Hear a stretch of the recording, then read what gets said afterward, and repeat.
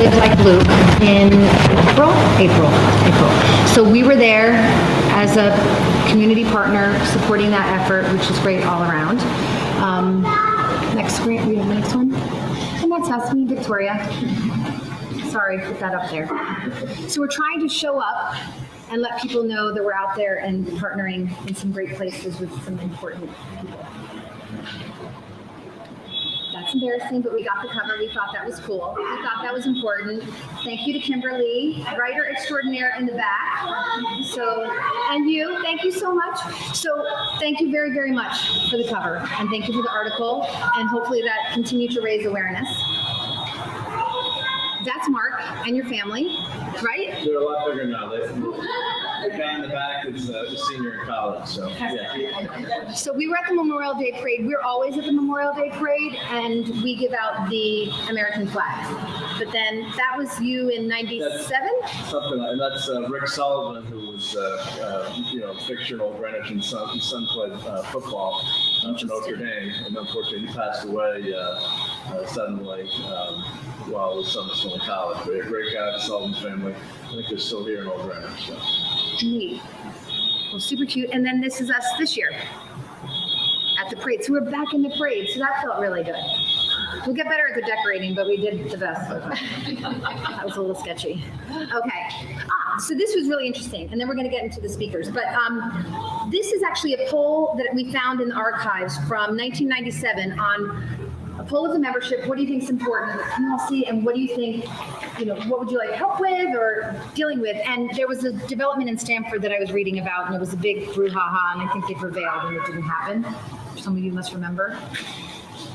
Traffic and parking was the next one, and it follows sewage, meaning drainage, presumably.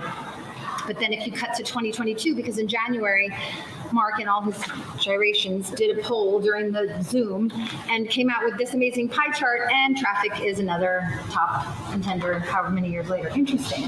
Not that we can say up here that we as the board can solve that, but it's interesting to hear from you all and see that it's consistent, and we share this information with town and see where that goes. Okay?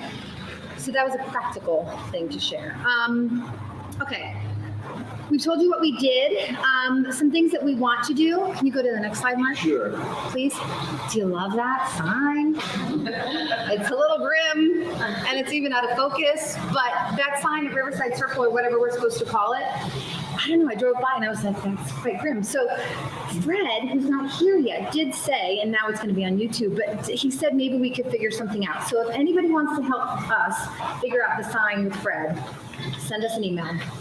And we can work on that, because he said we can do it. It's probably a public-private partnership. Yeah, we can go from there to find precedent to hop on all the others. But this one's pretty focal. So I don't know. I had a bugaboo, but I feel like those are those little things that are bigger things and important things when you drive into the town and we know we're so charming and gorgeous. So for what it's worth, that sign is at the circle right next to the Little Yard, which I restored a few years ago. And can you introduce yourself? Sorry, Chris. I'm Chris Franco. But I just want to say, I love the sign. I love the sign, but it's just not happy. I thought about that too. Yeah, because it's been, I've lived in town for 63 years, and those same signs have been here, but they certainly should be refreshed. They're great traditional signs. That was where it started for sure. I think I got all whipped up with the public-private partnership situation or something. But yes, it was like, can we just all have a job painting them? Yeah. Pete Urey. Okay, so the story of the sign is that the town refused to take responsibility for it. And so it fell upon the OGA, which I was involved in, to do something about the sign. So the paint job that you see actually is a yours, paint job. Great!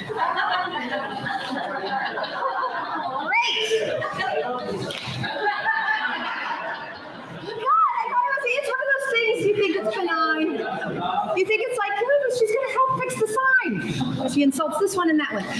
Anyway, I love the style. We just have to make him happy again. So, Pete, we can get out there and do it. And Chris, thanks for offering to fix the sign. You're a star.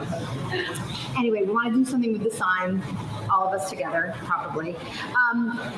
The Historical Society did amazing, am I going over my time? Talking quickly, right? Okay. The Historical Society did an amazing scavenger hunt this summer all over Greenwich. Cynthia Dreamer and I did it. You didn't win, I didn't win. He was dragging my children by the feet. Of course you did. She's very competitive. She delivers that one. So we went running all around Greenwich. It was amazing. And then I got on the horn to the new woman who joined in November that put this together. And she said, yeah, sure, we'll do you an OG scavenger hunt. So we're going to have our own scavenger hunt in OG in the spring with Historical Society, which is super cool. So stay tuned if you want to get involved in helping with that. We're going to have a meeting and a brainstorm. We've already got some fun ideas, but that's very cool to bring to the community. Also, the Historical Society talked to Susie Baker, who many of you would know, Susie Baker Pavilion. I couldn't even go on about her, what her biography is. Somebody could probably say, but I've done clamming with her or something, right? Shellfish and stuff. Susie did in July a tour of Todd's Point, Larry, which we talked about, I think, and I missed it and realized that some other people gone in the summer would have missed it, and so she's going to do one for us. So sort of a co-branded Susie and OGA brings you a tour of Todd's Point and all its history, which Chris maybe goes to the Chimes building. So fun things. Anybody have a brainstorm? You don't have to say it out loud here if you don't want to, but just write to us and maybe we can bring it to life. And here's a good one. I'm looking at Pete because you know about this. We want to bring back the Old Greenwich Award. So we had an award, the Old Greenwich Award, that probably hasn't been given out since 1997. I think the gentleman, Mr. Sullivan, might have earned it one year that you spoke of. But again, something I tripped across in the archives, and we as a board agreed that we would very much like to bring back the Old Greenwich Award, which is an award which recognizes the significant contribution of an individual or group to the enhancement of the Old Greenwich community. The recipient need not reside or work in Old Greenwich. So we're going to do that. We'll send an email with the criteria. We'll take nominations. We kick it off today, and we will award that in January at our annual meeting. So that's pretty cool. Neat, because it's a history thing. So that is what we're about, what we've done, what we're going to do, and who we are. I think that's good, right? Comprehensive? Okay. So we have a bunch of speakers, and Pete is going to be first. Pete, you happy to come speak? Sure. Or you can stay there and speak there if you're comfortable. Will you all introduce yourselves, I suppose, as you come speak? Does anyone remember who Vito was? No, I read about him. Vito was the guy who for years worked at the Old Greenwich train. Sorry. I think you need to. Hi, Mark. How are you? He worked at the Old Greenwich train station as a newspaper guy. And Vito! thank you. Oh, I love Vito! You've obviously been in town for a long time. And he was very engaging, and he lived down in, I think, Yonkers, actually. And the reason he was doing it is that his son had won the lottery and won like $3 million or something like that. And so he didn't have to worry particularly about money, but anyway, that's how he affected me. So, man, you've prompted a whole bunch of memories, none of which I am meant to talk about tonight. No, you have to stay to point. Right. But we should do this again, and I'll share some other thoughts about what we were seeing. Thank you. No, and thank you. And we will. I'm not trying to change. She's good. On Saturday of this weekend, past weekend, we launched a Friends of Binney Park again. Binney Park is 95 years old. Binney Park has had its ups and downs. In the 80s, not to tell you what happened in the 50s and 40s, in the 80s there was a Friends of Binney Park. The Old Greenwich Association that was involved with the organization at that time was a contributor, active contributor to a Friends of Binney Park. It was focused around a landscaping design done by Bill Rutherford, who's a landscape architect, office across the street, his father had done. But that plan didn't come to fruition. In 2006, when I was active in the Old Greenwich Association still, we did a research project which sort of mirrors this idea of what the priorities of people were, trying to get the Parks Department to recognize that Vinny was a gem but tarnished. And most parks I've learned in town go through ups and downs. There are times when they really shine and they're beautiful, and there are times when the staff can't quite keep up with what's going on. Storms come, droughts come, all sorts of things happen. So the idea of having a advocacy group, a volunteer group, like a friends group, is extremely important. Well, that didn't work either, and I'll skip the reasons why. But again, in 2016, anybody remember Nancy Kaplan? Yeah. Nancy was a gem. She was the head of Parks and Recreation Board, an enthusiast.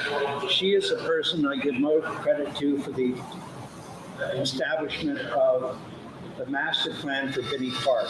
If you go online to the Parks and Recreation Department, if you go digging in that, you'll find there are 5 historic reports on the major parks in town, one of which is Binney.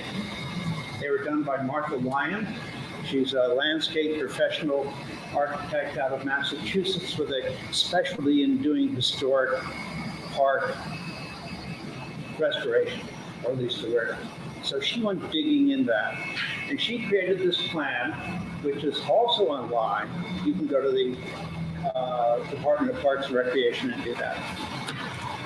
And what she did basically was to lay out a template of what should be done in Binney Park going forward. So that was to be executed, and Nancy Kaplan was involved, but because of her cancer and her terminal illness, that didn't happen. And I was on the group that did the master plan. So one morning I called up Joe Siciliano and I said, look, the plan isn't being executed. You have $150,000 to spend in Binney Park. This is ridiculous. Let's get it done. And so we had an advisory group set up. And it incorporated people from, not from the OGA, unfortunately, but from garden clubs and others. And what we did was achieve a number of things. We redid the skating shed, which is on the pond. We re-landscaped the island on the pond. We put in the cinder track that's on the south end of the park, and a number of other improvements, which is great. And then we ran out of money. So now we need to have an advocacy group, and we've established one. We have 15 people on the board. We have a representative from the OGA, happily, who's sitting over here in the front left, doing your iPhone. Raise your hand again. No, I was looking for the agenda. And so that's where we are. I invite you all to join, no cost. And I'll just leave these on the table, so if you're interested in doing so, just pick up one of those. We're so new, we haven't really reestablished the Friends of Binney Park website and email, so it's going to come to my house. Don't share it with others, please. Okay, let's do that. All right, so I'm going to stop and say, is my time up, or do you want to ask questions, everybody? Avi, if anyone has a question, welcome to.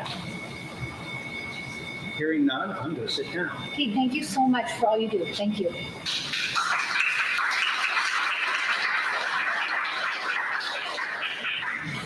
Okay, so Jen Bensavengo, you're up. So Jen Bensavengo is principal of Old Greenwich School. A little update on where we're going there. So hi, Jen Bensavengo, proud principal of Old Greenwich School. For those of you who get my emails on the regular.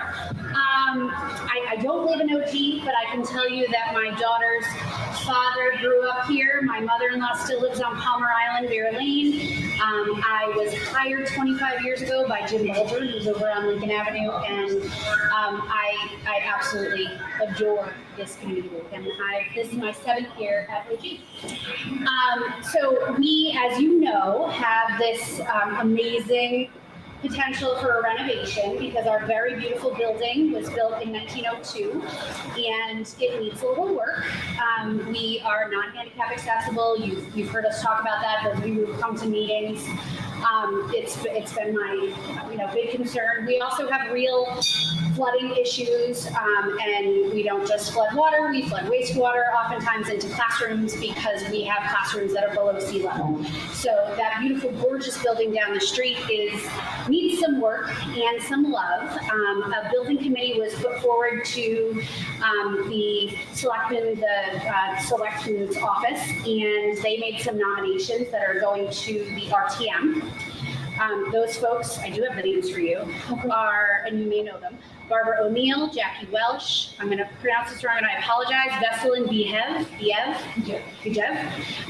Christina Dawson, Jamie Waters, Lee Kruger, and Lee Izzo. Really a wonderful committee, a nice cross-section of folks from the area. I'm thrilled that we have gotten this far, and they will be meeting. Once they've been approved by the RTM, they will begin their building committee work this year with architectural engineering and design, and the hope that we can get through the budget process and have the right amount of money put in the budget for next year for the so we can actually break ground and do some necessary renovations.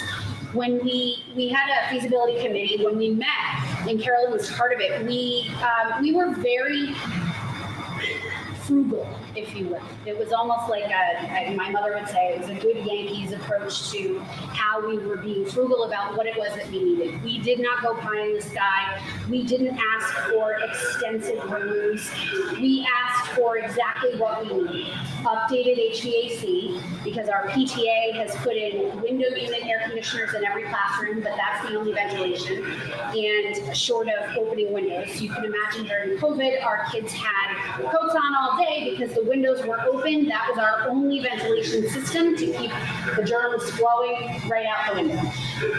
We certainly need to deal with the flooding. We need to deal with the areas that are below sea level. And we don't have a safe, secure vestibule to enter. And so that's going to be another piece of it. And then the ADA compliance and the handicap accessibility. So we don't have an elevator, and we actually have, I guess if you count, 6 different levels. It's an incredible building. I will give a tour to anyone who would like one. Reach out to me, bring your walking shoes, and be prepared to do a lot of climbing. But we can show you all of the beauty of the school. And I think that's important to know too. We want to preserve the beauty of the school. I think there are definitely people who came in and said, tear it down and rebuild. And I said, absolutely not. This is a gorgeous building. And I've brought people through on tours and they said, oh my gosh, we can't tear this down. This is a beautiful building. So I think, the big plug will be to get through this next process and really build a nice, secure, safe, accessible school for years to come. Thank you. Sure. Thank you. Any questions for us? Okay. I'm gonna go home and put my kids bed. Have a good day. Thank you. Okay, Chris. Thank you, Chris Franco. And then Julie, we'll go to you, Julie.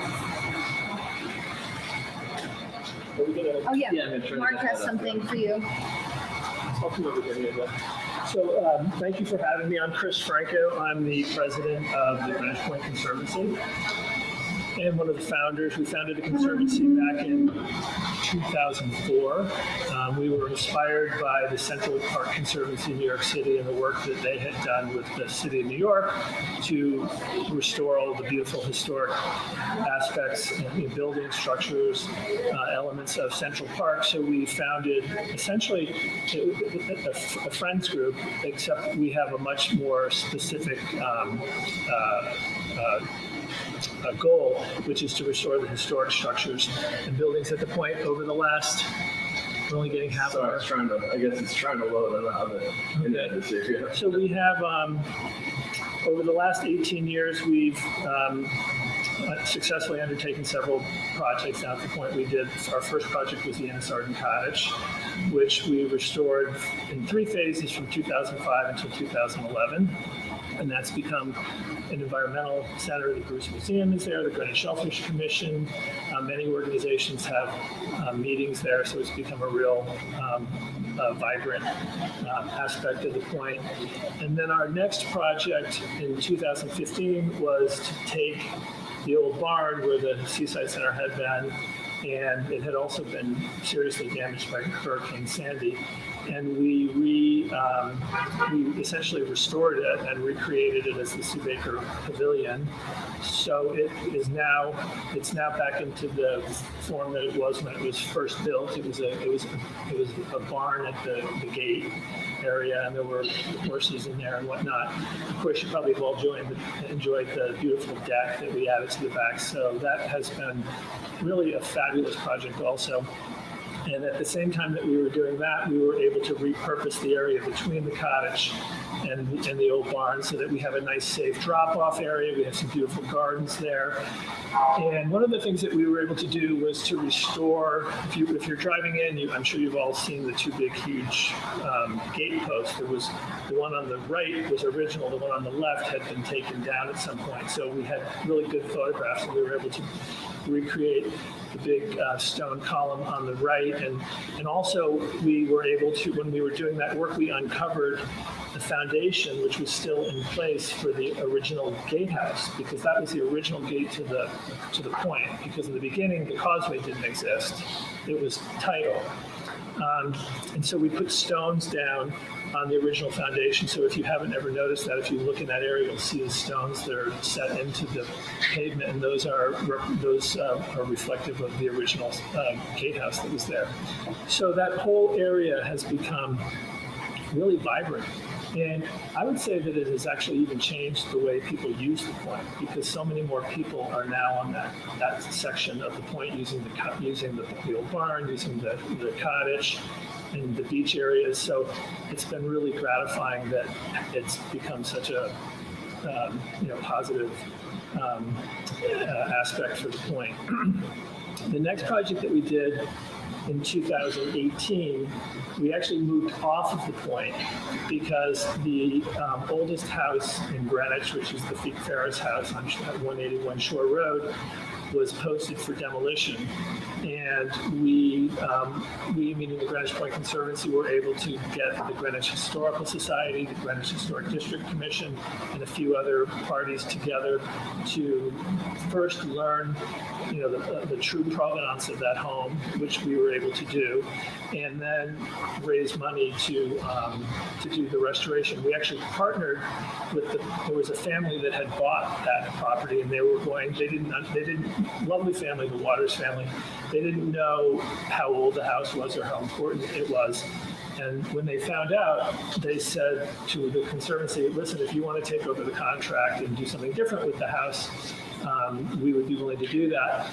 We felt like that was beyond our resources to do something like that. We also weren't sure what we would do with the house, once we restored it. So alternatively, we entered into an alliance with the Waters so that they would build their beautiful new house on the water side. We would restore the original house. They, of course, own the whole property and they own that house.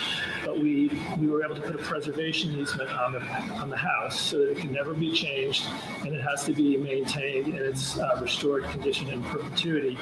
And we also made a deal that 1 weekend per year we can have tours of the house. And we did that for the first several years. The last 2 years we haven't been able to do it because of COVID, but I think we're going to start that back up again next summer. We've done it in the last several years. We do it on Founders Day because the house was actually built originally by Elizabeth Winthrop Peake, who was one of the original founders of town. So our next project is the Chimes building, which is, since we finished on the gate area, we're moving down to the western side of the point. And these are pictures of the Feet Ferris house. I was showing the. Oh, that's nice. Yeah, thank you. This actually, so the Feek Ferris house, just by the way, the oldest part of the house was built in 1645. Greenwich was founded in 1640. And we were able to ascertain that because we had dendrochronology done, which is where they test the beams to figure out what the dates are. So the oldest part, which is the upstairs, we dated to 1645. And we actually think that this cellar area, which is the original cellar, was probably 1640. Because when settlers first came here, they arrived in the middle of nowhere with nothing, and so often they would sort of dig into a hillside and create, and then put sort of a sod roof over the top, and that property actually slopes down to the cove. And when we were doing our work, we actually found that remnants of an old door that opened up towards the cove. So we think that probably was where Elizabeth Winthrop Feek lived at first when they arrived in 1640, but we technically date the house from 1645. But anyway, getting back to the Chimes building, we're really excited to be starting on the Chimes building. We'll be starting construction sometime after the beach season closes this year. I'd like to say it would be in October or September. More realistically, it's going to be a few months behind that because we're still doing permitting.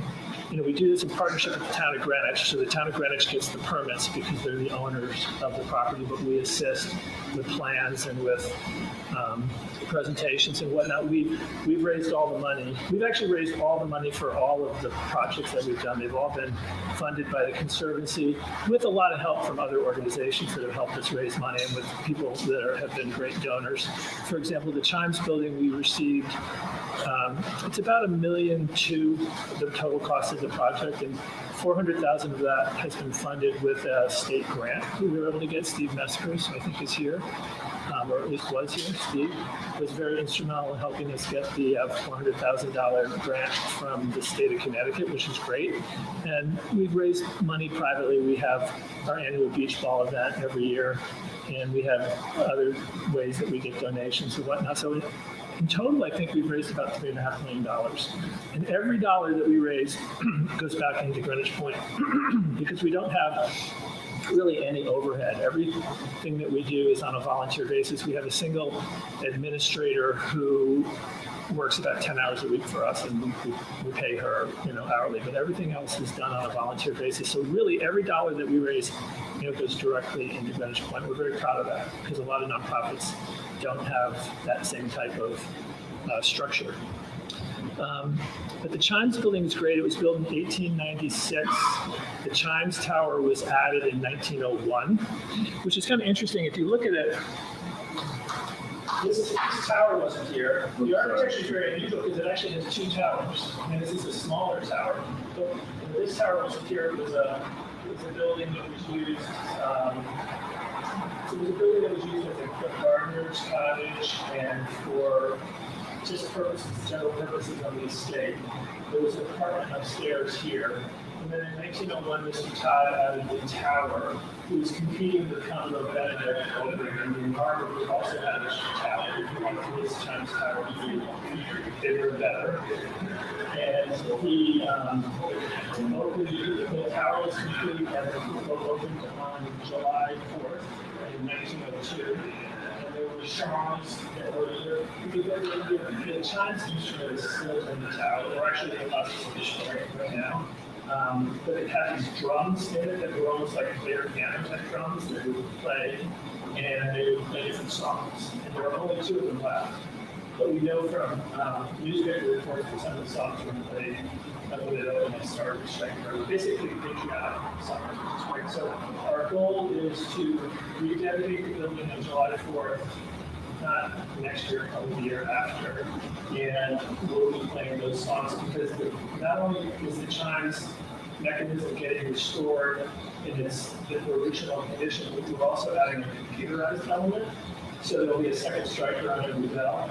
We'll be able to play 600 songs, which is really good. And we're partnering with the Emily Catherine Fedorko Foundation on the Chimes. Emily was the young girl who died tragically in a building accident.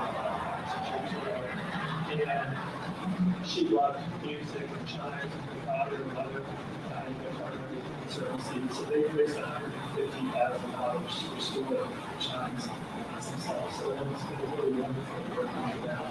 So this is going to start sometime over the next 6 months or so. It'll probably take about 12 months to be completed. We're putting a little patio in the front. The dock master is in the base of the tower. He's going to go over here.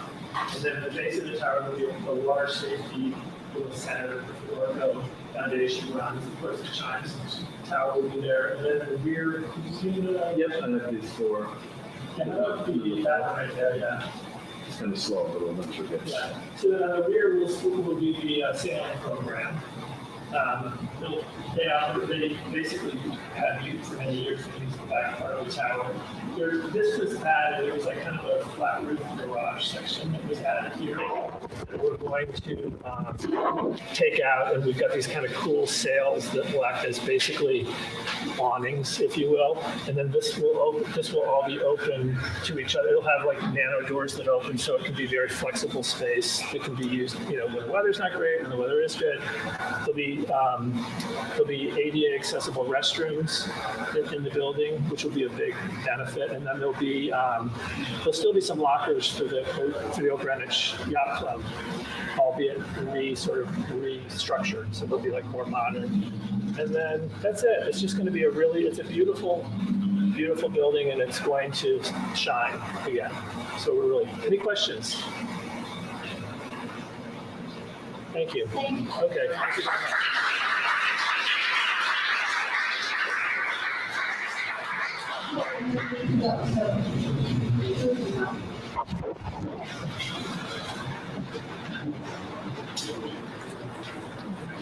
He wants you over there.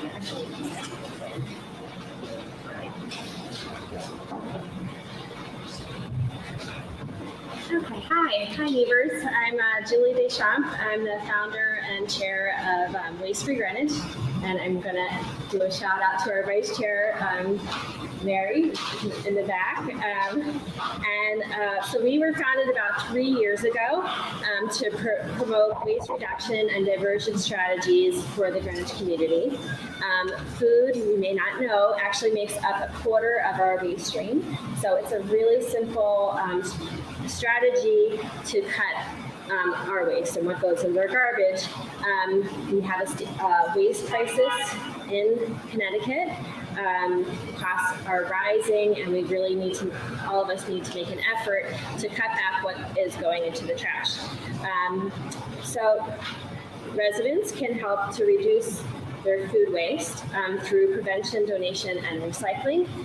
The town started in July 2020 a program for food scrap recycling. And about 5% of Greenwich households currently participate. And we've diverted over 140,000 pounds from the waste stream to compost, which is a huge amount to take out of the waste stream. It's really simple and effective to recycle your food scraps. We have these kits available for sale, although you do not have to use them. People come with everything, pots, Tupperware, whatever you have at home. And sometimes it makes the process a little bit easier if you do have a kit. It's a simple process. You just collect the food scraps at home, you segregate them from the rest of your trash, and then you can bring them down to one of 3 drop sites. One is at Living Hope Church, super easy, right around the corner. We are at the farmers market on Wednesday afternoons, and then when the farmer market closes from November to May, we are standing right in front of the church from 12 to 2 to collect your scraps. We also sell kits there and bags. And there's also 2 other sites at Holly Hill. If you have a permit, you can use that site, or Round Hill, which is a ways to go from here. So you probably will not be up there. Can I have the next slide, please, Mark? So small steps have big impacts. We really encourage you to participate in the food scrap recycling program. You could also start a backyard composting system, or you can hire organics hauler. There's one right in town, Pure. Let's shout out to them, or curbside compost as well, which services Old Greenwich, I think, on Wednesday afternoons. You can also volunteer with Food Rescue US. They divert surplus food from restaurants and other donors here in town. You can see a list of them here. And they deliver that food to our neighbors in need through receiving agencies like CCI and Boys and Girls Club. So please encourage your favorite businesses to donate their surplus food. And most importantly, preventing food from going to waste in the first place. So we have on our site a partnership with SaveTheFood.com. Go to their site. There are tons of resources on there. They tell you how to shop more effectively, how to meal plan, and how to store your foods correctly. So none of that food will go to waste anyway. And then we also, our latest endeavor is the Food Matters Challenge, and we partnered with 6 businesses this spring and gave them tools, and some of them already were doing so much to really cut their food waste at their business. Right down the street, Upper Crust Bagel, Greenwich Cheese Company, Little Pub, Nitnoy, Ruby and Bella, and Something Natural. They really took the lead on creating a more sustainable community, and hopefully are influencing other businesses as well. And we also have, we like to promote the textile recycling program, which was started by GRAB.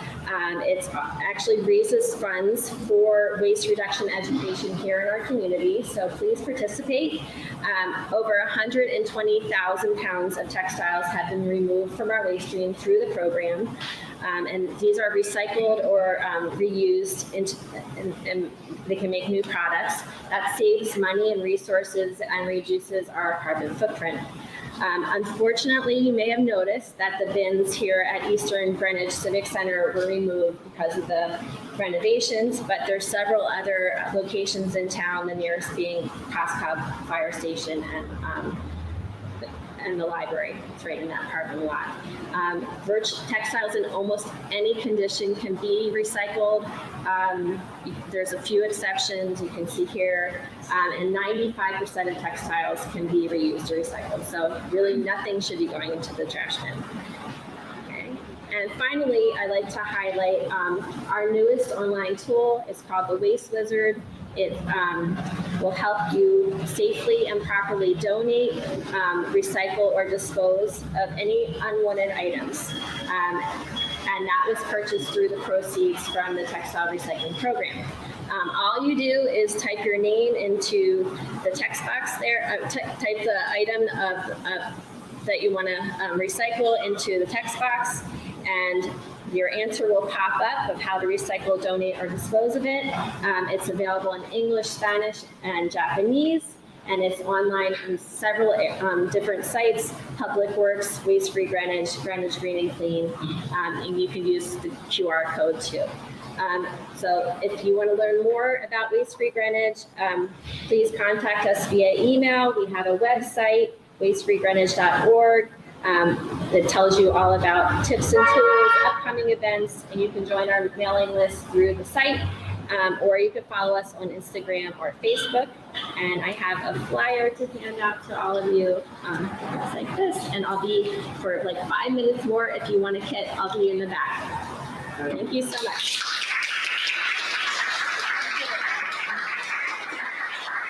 Okay, so we have about 5 more speakers. Are you guys still good? I know it's a lot of information, but we don't get together a lot, so it's your time. Okay.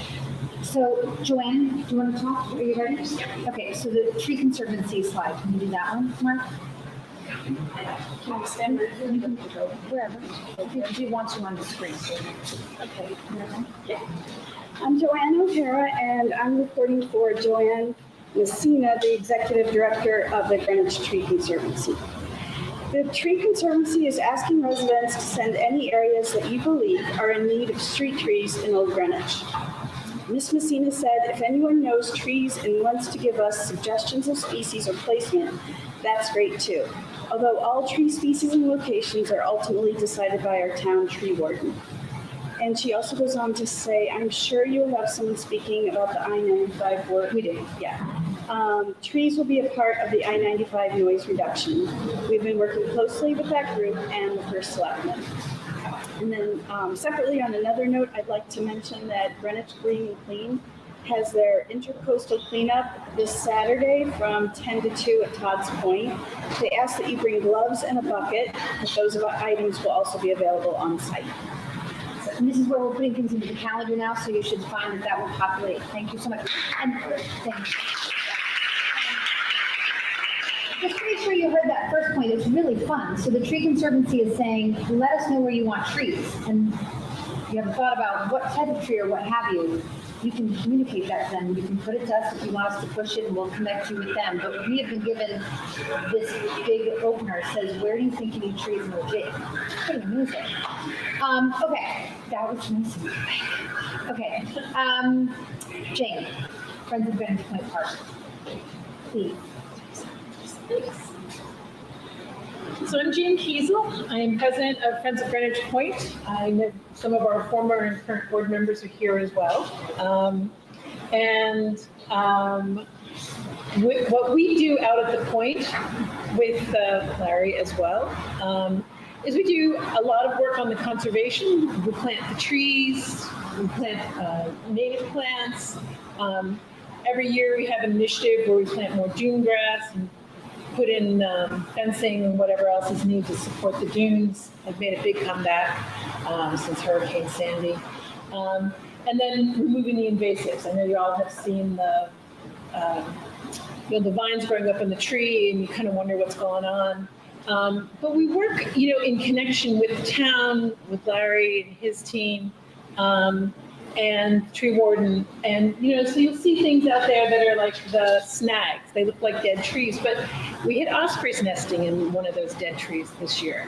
So it really is a nice group that works with the town and works with people who really know how to make the area thrive. The other thing we do is education. I know some of us have been on the first Sunday bird walks. They're every Sunday throughout the year, leaving from the second concession stand. But we've had programs on horseshoe crabs, on the purple martins, and we also do a fair bit of education through our website, through our newsletter. So parents and the community knows a little bit more about what is out there and what is so very special about Todd's Point. And the other thing we do is we build community in kind of two ways. One is we have free concerts. The next one is October 1. It is Pete Francis and the Dragon Press Collective. But we also just had our comedy night, which is both a fundraiser and, man, a great way to build community. People were just so happy to come out, full moon, great comedians from New York City, really kind of a nice night and a good fundraiser for us. What else do I have? We did the art show. I don't know if y'all made it. Another really fun event we had 5 different artists in from who had done images of Todd's Point. They were the locals. Really nice group. The ornament, and then Safe Road Sundays. So 3 things I want to mention. October 1 is our next free concert. October 2 is the next first Sunday bird walk. And November 20th is when we start our Safe Road Sundays. And this year that will include Christmas Day, New Year's Day, and Easter. Look forward to working with everybody. And if you're not a member, please come to me. Steve, did you want to say something? Yeah, I'll introduce myself. I'm your state representative. So I know it's not advocacy per se, but I would tell you that in your communications with the state, with issues that you need, I should be copied on the emails because it puts a little bit of a hammer to the request. So you've got problems, whether it be with your cable company, got problems with the state, with your DOT, et cetera. with Eversource, with Aquarian, with the gas company. I usually know how to ring the bell and try to help make things happen. That's me now. It could be somebody else in the future, but you want to copy a person. Additionally, Janet is here, who's one of the select people. There are other members of the RTM here. Hector's here, he's a candidate, so if he gets elected, he's a president position. Advocacy is important that we'll do for you, and copying us on the emails makes it happen better. Currently, I'm on the RTM, I've been there 27 years, so the reason I pushed here is because I'm going to vote for those building committee members in about half an hour at town hall. This group is really important. I think you'll need to think how well organized you are, whether next November or before November, you want to get the candidates for selectmen in to talk and ask questions about the advocacy you want, whether it be sidewalks or bicycle paths, et cetera. In Old Greenwich, it's time it's nonpartisan. You want to make all of them think we are a button issue voter on the things we care about, you'll get the squeaky wheel always gets oiled. And that's my best advice to you. People torture me and they get what they want. And that is the great. So I just thank you and thank you for what you're doing in this town. Thank you. Sorry, Martina. So Garden Club of Old Greenwich, which actually the Garden Club of Old Greenwich won the Old Greenwich Award one year. I believe that's true. Yeah, is that what you're saying? And it was also the Garden Club that was instrumental in having OG named Old Greenwich. Oh, you stole my thunder. Oh no, are you gonna tell that story? Yeah. Oh man, sorry. I was like showing off all the stuff I read this summer. Go. So good evening. My name is Martina Doshin, and I am the president of the Garden Club of Old Greenwich. Thank you, Carolyn, for inviting me to speak on behalf of the Garden Club. The Garden Club of Old Greenwich has been an integral part of the fabric of Old Greenwich for many years. We were formed in 1924. The Constitution of the Garden Club read, "The purpose of the club shall be to stimulate an interest in the cultivation of plants and flowers, in the making of gardens, and to promote community and civic betterment." Over the years, the club has been instrumental in many cases, spearheaded causes that are still present today, campaigning to widen Sound Beach underneath the railroad bridge so that we could accommodate traffic both ways. It used to be one lane. Working to change the name of the town from Sound Beach to Old Greenwich. And working with the town to promote the character of a New England town with the black and white signage and the white buildings. And of course, promoting and donating the planting of trees to the town among our many other activities. Today, we continue those civic activities. Many of you see it on our club shirts, maintaining the flower beds and planters along Sound Beach Avenue in Arcadia, which we have enhanced with a beautiful display of tulips and allium and daffodils. We plant annuals in the planters, and we decorate the planters the first night with festive greens and ornaments. We also maintain a butterfly garden at the Greenwich Point. We were approached by the Greenwich First Selectmen to work on a public-private partnership to install and oversee a recently rebuilt island at a three-way intersection. Our Garden Therapy Committee brings enrichment activities to participants of Pathways and COSCOP and have done so for over 40 years. And we've also been a part of life of Hill House for over 20 years as well. The club has formed a partnership with the Perrott Library to provide speakers for the Wednesday night speaker series who speak on subjects that are garden and environment related. Our Juniors Committee is continuing programs with Old Greenwich School. This past year, we assisted the Old Greenwich PTA by purchasing and donating daffodil and allium bulbs for their annual school-wide planting program. And this past spring, with the assistance of a Girl Scout daisy troop, we replanted our secret garden, which they tended all summer. Our Conservation and Environment Committee marked our 150th anniversary of Arbor Day this past year with prepping and presenting 160 white pine saplings to the kindergarten and second grade students. And we will continue that tradition this coming year.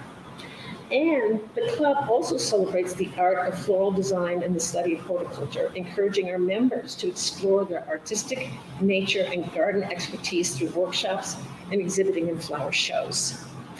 This weekend, be sure to look for our floral flash as we look forward to participating in the Art on Sound Beach Avenue event. As you can see, many of our activities are ongoing. In fact, we are having our annual bulk sale happening right now. I would encourage you to visit our website, gardenog.org, to see the carefully curated selection of bulbs and also what we do in the town. And as we approach 2024, we are preparing to celebrate our 100th anniversary. So thank you for this opportunity to tell you a little bit about the Garden Club of Greenwich. And if you have any questions, please don't hesitate to reach out to me. Thank you.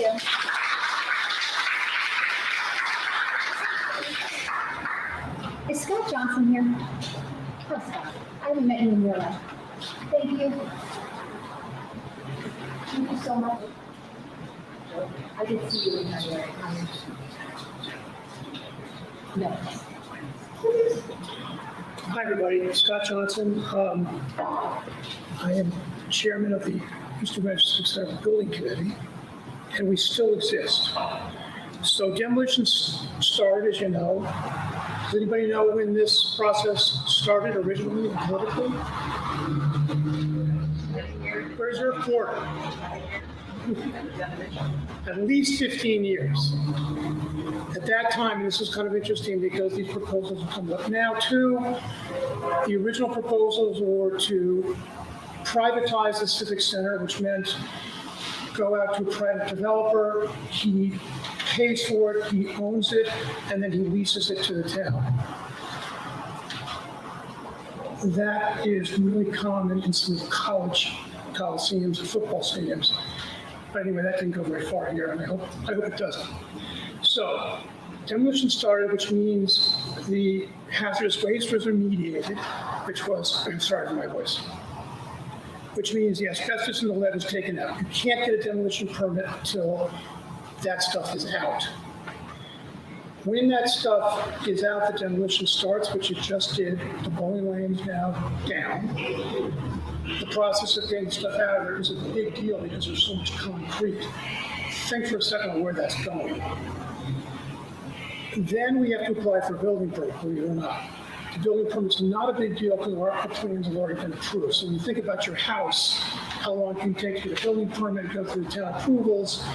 This is on a straight line path. So the building permit probably will come out, I'm going to guess when demolition is done, maybe in a month. That keeps us on track, believe it or not. The basic projections from the architects and contractors is really a 2-year construction project, which is not unusual for something that big and something that complex.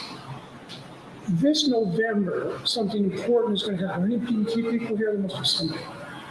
This November, DPW is going to go back for additional requisitions, believe it or not, for interiors. Not to do interior construction, but to do interiors and what we'll call accessories, which could be athletic equipment, scoreboards, furniture.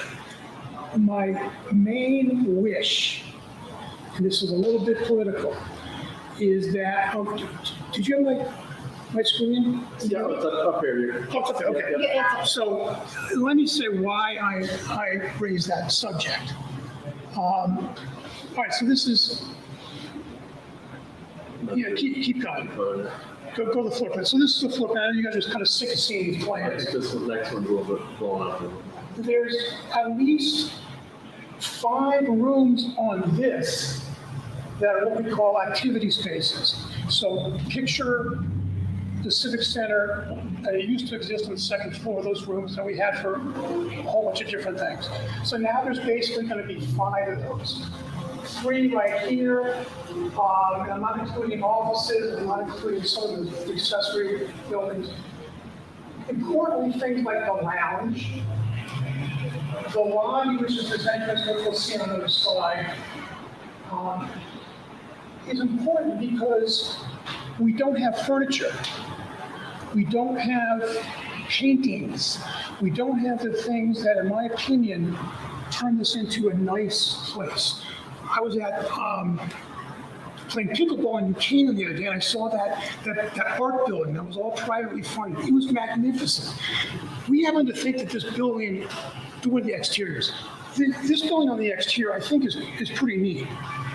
It's a little radical for some, but it's pretty neat. What I don't want and this is where I'm going to apologize a little bit for DPW, is I don't want this to be finished like the interior of our public schools with really crummy furniture,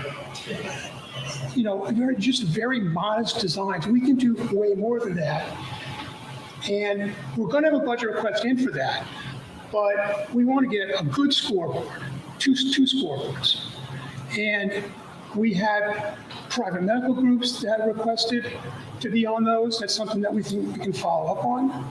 We can get, like in the hospital, we have rooms at the hospital, the Ed Jones room, all those things. It could be painting equipment, clay equipment, which is really pretty expensive, athletic equipment like basketballs, because we're going to get all new stuff, movable hoops and fixed hoops. And I'd rather get good ones rather than ones selected by DPW. I mean, not a big deal. We're not talking about a lot of money. But one of the reasons I'm mentioning this to you guys is we're looking for ideas. We're going to be talking with DPW pretty soon, and we're going to be saying, we want to get some of this higher quality, more artistic stuff in there without being bizarre. And we don't want you to say, which DPW has historically said, oh, that's a maintenance problem. We don't want to do that. I'll give you an example. A local woodworker got an amazing tree from Sandy, a huge black walnut, about the size of this, a live edge, and he said he was going to finish it and donate it. He's a local artist, most of you guys know him. And when Al Manelli was still around, who by the way is great, he really is great, he said, well, I don't know, because we're going to have to wax that. We're going to have to keep that clean and wax it. And I said, but Al, this is a $40,000 table that's going to be an entry showcase to this facility. I'd rather have that and not this. To a building like this, that's $27 million. So that's my personal opinion. And my request is not for money from you guys, but it's for ideas. Because we really want to get going on this. Fred's behind it, the committee's behind it. What we need to do is get ideas, people that have furniture contacts, hospital medical group contacts have been very good. Because years ago, when we were looking for a scoreboard sponsor at the high school, we were flooded with people that wanted to be on that board. Now, public school advertising is a different deal. This is not a public school, so we're not subject to those regulations. So anyway, that's an idea. Go to the interior slide. And here's what I mean. I think that's a pretty cool design. I'll keep going. This is one of the multi-purpose rooms, but keep going. This is what makes me gag. Keep going. I think that's Oh my gosh. You didn't do the one of the interior? Let me check. I thought I had The entrance hallway on this is a big corridor. I thought we had that slide. Might have been the very first one. Oh, so, all right, so look at this. It's small. Zoom in. This is a spectacular building. We had to beg these guys meaning DPW and the architects, to put some wood in there to soften it up because it's glass and steel. So this area right here, plus these rooms here, are going to be lounges and student areas, while they're waiting for being taken out for parents' waiting areas. But we want to make sure we just have nice stuff there. And I'm not talking about, again, I'm not trying to diminish what DPW does, but we can do a step above. So that's what we're trying to do. Again, there's going to be a budget request in November, and then there's going to be another one for solar panels when we get to that, and Rojan will work on that, because we have enough space for 500 solar panels, right? And we need to make the decision whether we go to a third-party vendor or we own it ourselves. But think of the electrical we can generate from 500 solar panels. And it's a huge volume building, so it's meaningful. So anyway, that's all right. So I'm on the Parks and Rec website, Scott Johnson. Just contact me if you have any ideas on furnishings. We spent a lot of time on tile. Don't worry about tile. That we're done with tile. And don't worry, I didn't pick it. We had enough tasteful people. And not wallpaper either, but maybe artwork, furniture, other stuff. Scott, can we talk to you about bicycle infrastructure for like parking on the exterior and getting kids safe? Absolutely. I think it was included in the specs. Yeah, well, we got Did you want to just introduce yourself? Sorry. Bob D'Angelo. Bob, it's- I know. Yeah, no, I mean, talk to me offline, whatever you want. But that's a no-brainer. Oh, but also, if it's not a no-brainer, I know we have the space for it. It's something where we can get somebody just to donate. There's been too much planning in it, but I think there needs to be that's for kids to be there. The front now is different, but there's the side entrance and then there's the rear. But we have to make a space for bike racks. Great. Other questions I had mentioned before, there's actually, doesn't look like there's any locker rooms or changing rooms. Yeah, that was a hot topic. But that doesn't make sense, we're Big- building a building. Yeah, it was- with 2 gyms, and there's absolutely no changing rooms, there's no. Well, locker there is, so there's 2 types of locker areas. There's the outdoor accessible one for people playing the field, which can be open by the coaches or people with, like OGRCC people. And then there's the regular interior ones. There are kind of cubbies and changing areas. We wanted to get locker rooms, and guess what? They said we can't have it. They said we cannot, in a youth facility, we cannot have locker rooms. You can't have locker rooms. Actually, we asked the same question, who's they? And we just heard, at least 3 lawyers in the committee, oh, it's a big liability issue, but that's not a fait accompli. We have, picture cubbies for you to put your shoes. I also was told, by the way, and I remember when I was doing this there, is not that many kids come to change. They come in their uniforms. But anyway, I think we should have locker rooms. I think we should have showers, but right now, only cubbies are in there. The other thing, which probably some of you have heard about, and this is maybe one way to get that in the budget, and this is, maybe just a budget issue, is we want this to be available as a backup emergency facility, and you're not allowed to have that without a generator, which we'll have at some point, which is another budget request, and you have to have showers. So that's one way to sell it, but this was heavily fought over. And we said the same thing, so who says who? I don't think there's anything in the regulations, but it's something we can follow up on. Okay. I'd like to say I'm in favor if people really are against this thing. I really think we should have a second floor, that's floor now. But if we think we should have locker rooms, why can't we start a petition and start with the Bench Association and see what people think? How many lockers do you need? Why does the town have that much? If you can get enough people to sign a petition. That's what Scott does. The easier one is to have, let's call it a changing area with bigger locker facilities, and I don't mean like we have there now, it's terrible. I think the more controversial ones might be showers. All right, I'm gonna have to, sorry, man. I think we're gonna keep going down that, but there's. So you can get me off on Get to it. Scott. That Parks and Rec. Thank you.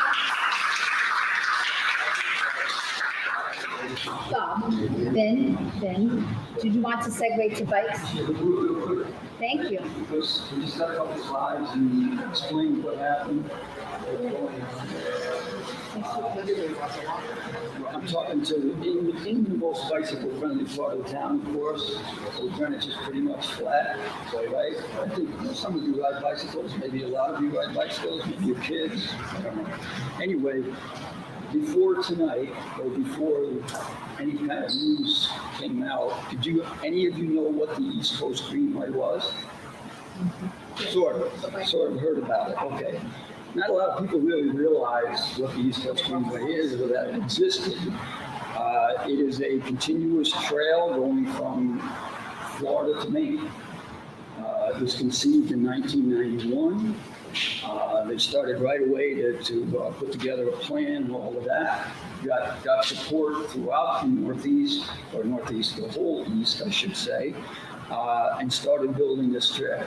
I think 30% of it now is off-road protected path, which is amazing.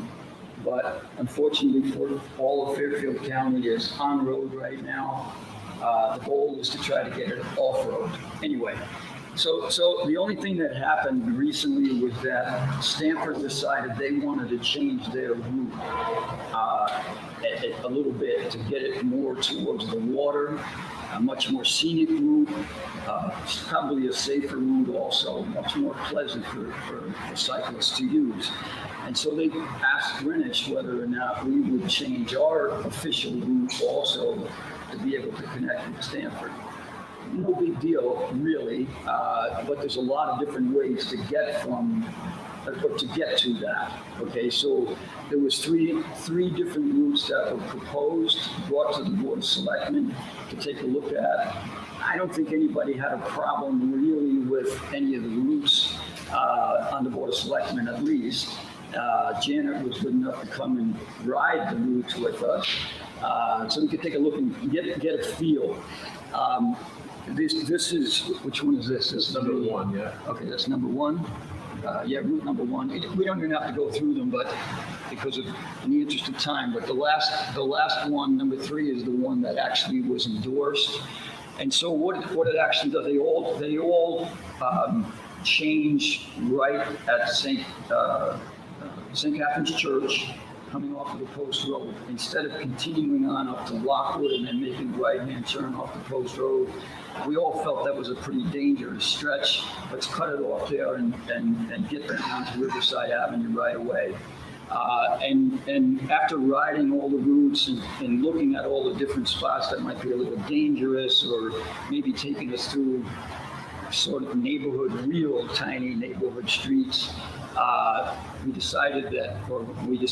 it was decided that by the Board of Selectmen, or actually by DPW, agreed with Pedal Greenwich, which Bob, Anthony Moore, and I are the core members of. We put out a survey. Thanks to Anthony, put out a survey asking people, what do you think about this? We have 850 people on a mailing list. Pedal Greenwich does. And many of those people responded, and other people found out about it and responded. And the greater percentage of people agreed that route number 3, Riverside Avenue, all the way to the West End Circle, is a more suitable route for the Greenway route. Because the Greenway is really not an inter-neighborhood kind of a thing.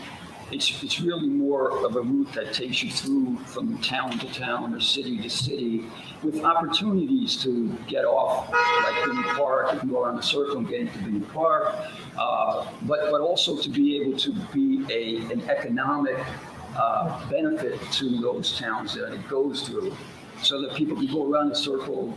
They get to Sound Beach Avenue and they can go stop, have a bagel or whatever, or rest somewhere or find a bathroom or whatever, So it's beneficial to be able to have a kind of a route that gets you through okay, but also gives you the opportunity to stop off somewhere.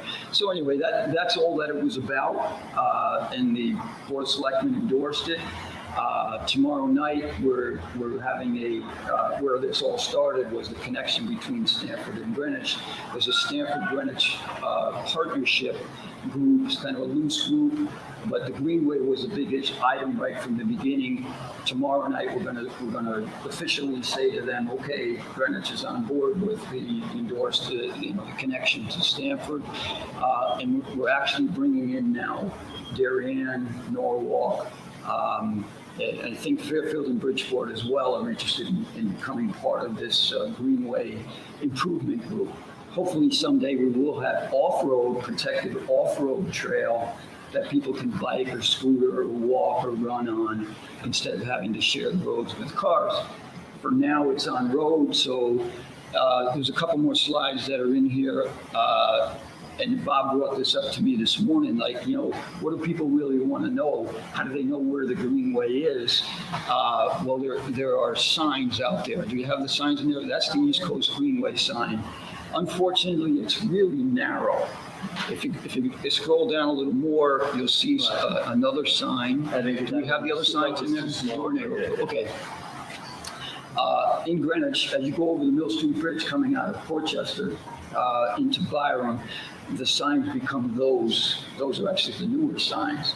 Portchester, right throughout Westchester County, they have the old signs, which are kind of bigger and oval, and they have a bicycle on them, so they're really easy to pick out.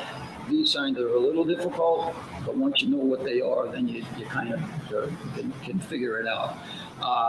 So what Bob's point was is that, and I sent another picture, which is probably no good either. There's only one sign in Greenwich that says, that has a bicycle on it and says "Share the Road." Brand new sign in Byron that was part of the Frontage Road project down there. But you won't find another one in Greenwich. There is one on which you think is in Greenwich, but it's not. It's actually in Portchester on King Street. That's been there for many, many years. So the question to you, I guess, just think about it is, would you like to have different kinds of signage that would help motorists understand or remind motorists that there will be bicycles on the road, or scooters, or joggers, or anybody else? Could we use some other kind of nice signs that would help people out in that regard? Anyway, I'm Vin DeMarco, by the way. I'm sorry, I didn't even say that, but maybe you did. I've been involved in this stuff for a long time. I was one of the founding members of Greenwich Safe Cycling 22 years ago, I guess. And that group eventually became defunct, but we did make some headway here in Old Greenwich with the Old Greenwich, the Mother's Day bicycle ride. Maybe some of you have done that over the years. OGRCC actually took it over the last couple of years it was done, and then just before COVID, I think they got tired of it and it didn't happen anymore. But so maybe that will come back at some point. Greenwich Safe Cycling actually started that thing. So I'm also right now, the acting chair of the Bicycle Task Force, the Select News Bicycle Task Force. Janet is an ex officio on it. Bob is a member of it as well. And we meet monthly. Our September meeting is this Thursday night. Here comes the boss himself. And we bring up different kinds of things, improvements. Pedal Greenwich, the Pedal Greenwich group brings forward some recommendations. And I, as a chair, I'll try to take all of this stuff and put an agenda together so that people can think about what improvements we might want to make. One such improvement, Fred seemed to have a good reaction to it, is something that Greenwich Safe Cycling brought forward 20 years, not quite 20 years ago, maybe it was 15 years ago. It was turned down, was a small loop, 1.2 mile loop in Pinetum. It's pretty much already paved. It just needs a little bridge going over a wetland area.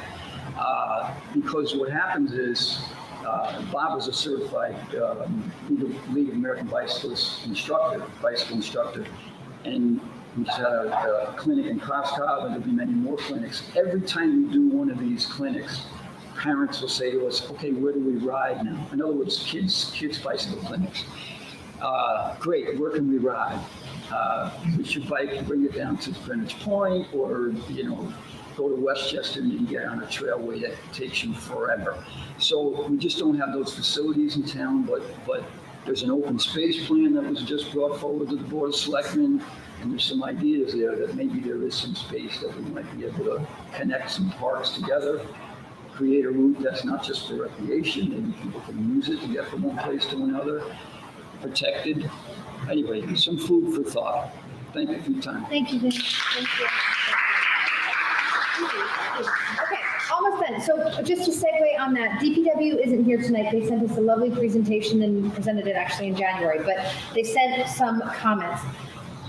To sharing the road, we know that we have sidewalks on shore and that great success with that being approved. The update from today is that the construction will begin early summer of 2023. Right now they're in surveying and working with engineering to make all the plans, and summer 2023 it should start, and it's about a 4 to 6 month construction time frame. Sorry, I'm speaking fast because I know we're losing people. Two other important things. The Sound Beach Avenue Bridge replacement is on its way to being completed this fall, and that was just to be acknowledged. But Westland Wood Road Bridge, some of you may know, will be happening. And all that being equal, it could be that it would go to start March 2023, this coming March. So that's sort of some very broad strokes update on DPW. And I think, Darren, do you want to talk about Stop by 95? Sure. In the absence of time, I have a 2-page presentation that I can put on the website. Great. But maybe we don't have to address it today, everyone, because it's a long process for like 3 years. So maybe you would just. Can you try to say in 5 sentences where we are with Stop by 95? I mean, sorry, you're at the end. So, hello, I'm Darren Shutter. I've been here since 2008, Old Greenwich. Got 4 children that went all through the Greenwich system. So the reason why I moved here was the Easton Civic Center was supposed to be done in 2009. And I said, hey, it's a great place for my kids to play. Of course, it was a joke, but we're still waiting for it to be built, but all good there. So the I-95 project, as you may or may not know, is exit 2 to exit 5 is going to have a DOT complete redoing of those exits. And thankfully, through the town of Greenwich, and through maybe 10 to 12 committees like the Old Greenwich Association, Riverside Association, I'm forgetting all the other associations, but everyone came together, everyone voiced their opinion. We have a coalition coordinator as well, Patty Roberts, who has been very instrumental in this. And ultimately, we, I see Fred walked in here, Fred was very instrumental as too, is getting on the phone with the DOT. And maybe Fred, if you want to share it, I'd be more than happy if you want to jump up here and. You're doing great. Okay.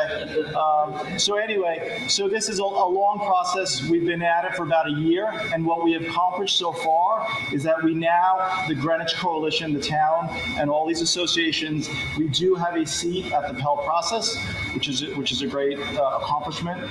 Second is they will conduct a noise study in April 2023, a little bit longer than we wanted, but at least it's going to be a proper noise study. We feel like the decibels that are coming off the road within a 24-hour period close to all schools is fairly high, and we'd love to mitigate that. Many hopefully double digits, but maybe in the high single digits. We are on the cusp of getting it to be a tier 1 federal project. That would be that the best case scenario would be that sound barriers could also now be implemented as well. If you ever drove down I-95, there seems like to be sound barriers in lots of other towns, not really so much in the Greenwich areas. And basically through the coalition, again, with constituents in the town of Greenwich and Fred, we were able to push back on the initial plan, and we were able to require much more specifications, high-grade pavement, which results in much more smoother asphalt, much more fine-tuning of it, and that reduces sometimes the decibel levels up to like 6 decibels, which is pretty impressive. So that's what we've accomplished so far. There's still a tall task ahead of us. And the tall task ahead of us is that what's going to happen in the future is they are finalizing a contract with an engineering firm to run the Pell process. We're all going to be involved with the Pell process, which is great news. There's going to have a traffic study. This project will probably take anywhere from 1 to 3 years. And then lastly, we expect the town and the coalition to meet late this year in December and possibly January to gather information of who else should be on the Pell committee. So the Pell Committee, as I've said, is comprised of all the community neighborhood associations, first responders, government, schools, not-for-profits, and businessmen, and the town of Greenwich. And we'll probably have a monthly meeting to try to help steer this the process with the DOT and the I-95 project. And there will be refurbishing pavement RFP. It's a request for proposal. Will go out in September, which is we're maybe a month behind, and repavement will recommence in April of 2023. So hopefully I'll have more updates online and the website. It's a fairly intricate process, but I have to say, with the coalition, with all the neighborhood associations, and Fred and the town, I feel like we have an amazing voice at the table and can hopefully drive some much better results than if we were never there in the first place. Thank you, Darren. Thank you. Okay, so I Unfortunately, it was an hour and a half because we started a few minutes late, so we just did it. Fred walked in. Thank you for making the effort. Did you want to say anything? You're welcome. Please. No, thank you. Did everybody know First Selectman Fred Camilla? Okay. Come on up, Fred. Appreciate that great work and thanks for what you're doing there. It's a great team effort. And like you said, lots of people involved on that. But if there's any questions you have of me, Hopefully that was productive. Okay, great. Good, thanks, guys.